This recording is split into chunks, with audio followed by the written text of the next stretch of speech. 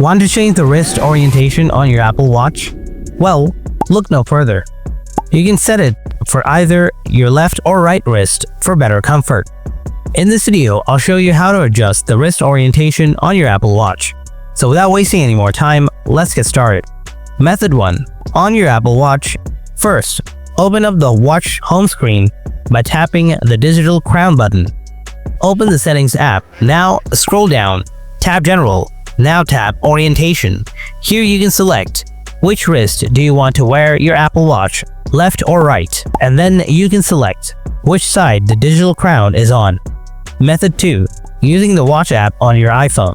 Grab your iPhone, open the Watch app, tap My Watch at the bottom of the screen. Tap General. After that, tap Watch Orientation.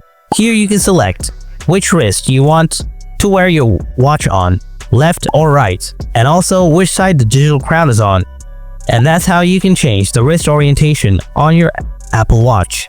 If you found this video helpful, then make sure to give it a like and subscribe. Do you have any kind of questions? Then feel free to ask me in the comment section below. Thanks for watching, and I'll see you in the next one.